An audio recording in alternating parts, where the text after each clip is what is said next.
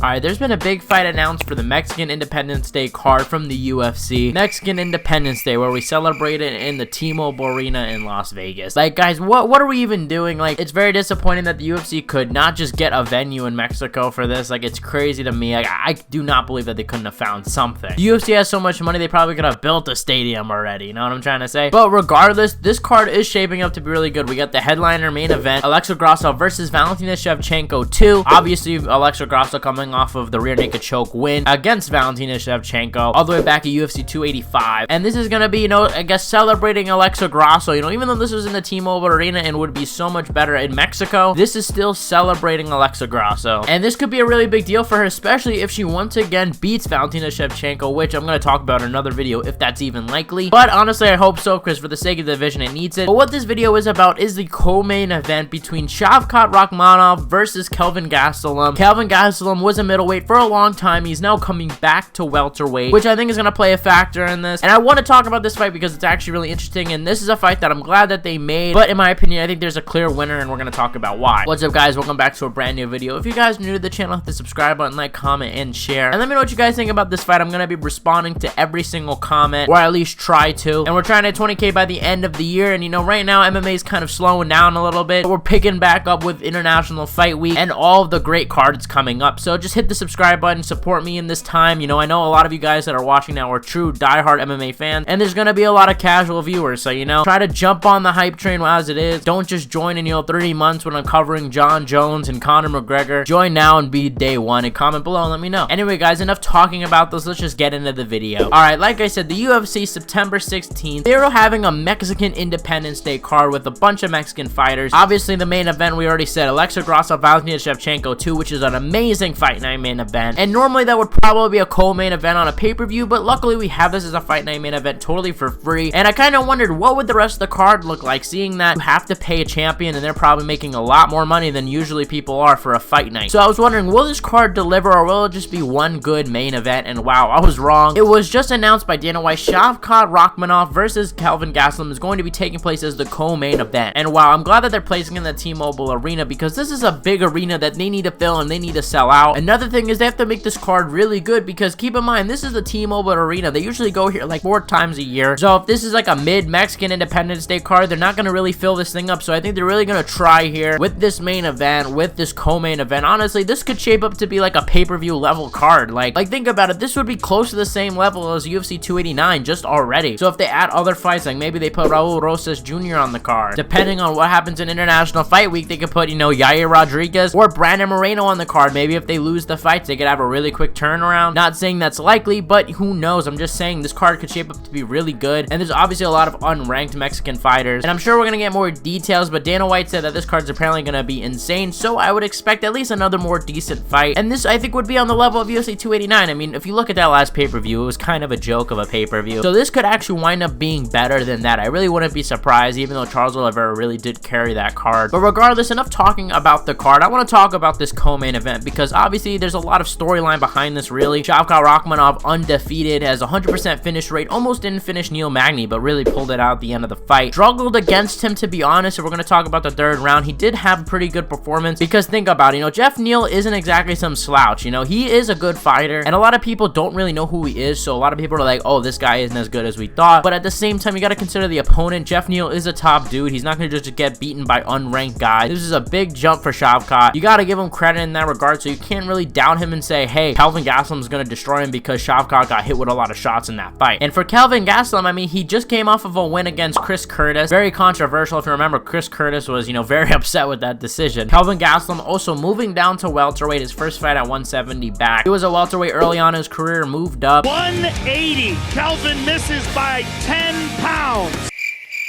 And now he's going back down, and to be honest, he was a pretty small middleweight, 5'9". And when you look at a matchup with Shavkat Rakhmonov, Shavkat is pretty tall. Shavkat's 4 inches taller than him, and I would assume have a lot longer leg reach and arm reach. And I think that's what people don't get when thinking about this matchup. I get it. Look, Jeff Neal did tag Shavkat with a lot of shots and did hurt him in that fight. But Jeff Neal's definitely a lot closer in size than Shavkat. Like, Shavkat will most definitely be bigger than Kelvin Gastelum, even though Kelvin's coming off of being a middleweight. And yes, there is an argument to be said that, look, Kelvin does have a wrestling background, so maybe he can neutralize the grappling of Shavkat Rakhmonov. And if you look at this fight with Jeff Neal, you know, he did see him get rocked a lot, definitely holes in his defense. And let's be honest, Kelvin Gastelum hits hard. We saw he knocked out Bisping, as hurt Adesanya badly. And those are guys definitely bigger than Shavkat. So if the power translates and Kelvin's able to land one on Shavkat, it could be a lot of trouble for him. But that's if he could land something, because, you know, keep in mind, Shavkat Rakhmonov isn't a guy that could just grapple. He has a lot of knockouts, has a lot of kicks in him. He's a very dynamic striker, maybe even a better striker than Hamzat. Honestly, I would say he's a better striker than Hamzat. Not even maybe. I think most people would probably agree with that. And like I said, he's a tall dude. He's very strong. Honestly, I'm just gonna say I don't think this fight is gonna go well for Kelvin. We know Shavkat uses a lot of kicks. I could see him kicking in the legs, and he's just much taller than him. You know, I think he's definitely gonna have an advantage at range. And look, the thing that makes this fight interesting is Kelvin hasn't been finished. This guy has 100% finish rate, so I don't think this fight is a matter of who's going to win, but honestly, can Shavkat finish him? I know that might sound unfair to Kelvin, and maybe I am doubting him, but I just think that the fight is really rigged against him, because first of all, if this was a 5-round fight, I'd be having a different conversation, because, you know, we haven't seen Shavkat go 5 rounds. I think it's actually extremely difficult to switch from 3 rounds to 5 rounds. Some fighters like Ilia Topuria did it very well, and we see a lot of other guys struggle. Pacing is definitely an issue for a lot of fighters, and I think for Shavkat, we might see a similar thing if this fight was 5 rounds, but it's a 3-round co-main event. Maybe if it was another weekend, it would be a fight night main event. I think it would be a lot more interesting if it was 5 rounds, because then especially it's like if Shavkat can't finish him over the course of 3 rounds, what are the 4th and 5th round going to look like? All of that doesn't really matter. It's a 3-round fight. This fight is also Kelvin Gastelum's first return to welterweight, so there's a lot of question marks. How will that cut go? That is a big weight cut, 15 pounds different, so he's definitely going to be a lot lighter going into fight week. So you gotta wonder, is he draining himself to get to welterweight? Is it a good cut? We'll have to see. I would assume that it's going to be a lot of water, seeing that he fought in middleweight not so long ago. And when talking about why he's moving to welterweight, he says that the UFC has a lot of doctors better trained than he had back in the day. But does that mean that, you know, he's going to have to cut so much weight? Will he be a lot lighter? I don't know. There's a lot of question marks. And I think a matchup with Shavkat Rakhmonov, who is going to incorporate a lot of grappling and is going to force Kelvin Gastelum to go forward and use a lot of energy, I think it's a bad matchup. I could see, you know, maybe even Kelvin Gastelum gets tired. It all depends on how the weight cut goes. Weight cutting could obviously affect a ton of things, and who knows, it might not affect him at all. But that's what I'm saying, is that there's a lot of question marks, and honestly, I kind of tend to favor Shavkat in a lot of those. Another thing, like I said, the size difference. I mean, Shavkat is 4 inches taller than him, way longer, much more dynamic of a striker, and has a really good grappling background. So we know that Kelvin Gastelum isn't going to just be able to easily control him on the ground. There could be a scenario where he gets a takedown. Who knows? Maybe he mixes it up. With this being said, I just want to point out that I do not think this will be an easy fight for Shavkat, though. Not at all, because even though he might be winning, in hell, he might even win all 3 rounds, Kelvin is not going to make it easy. You cannot rest with this guy. You cannot say, hey, I want to just take a breather here. Let me just coast. Kelvin Gastelum will take advantage of you in those moments. So this is definitely a difficult fight for Shavkat. I think he will win, and I think he just has the better skill set, but he's got to be flipped on. He cannot, you know, doubt Kelvin Gastelum, especially in preparation. And overall, I think I'm just really excited for this matchup. A great co-main event to a fight night. This is a crazy fight night, honestly. So I'm super excited for it. Honestly, like I said, I want to know what you guys think of this. I honestly think this fight night is so far on par with that UFC 289 card, especially if they add another great fight. Then I think it surpasses it, to be honest. I mean, because Charles Oliveira was the only great thing about that card. But let me know what you guys think about this video. Let me know what you guys think about the fight. I'm going to reply to your comments. Guys, it was great talking MMA with you guys. Like I said, hit the subscribe button. We're trying to hit 20K by the end of the year. Thank you guys for watching, and I'll see you guys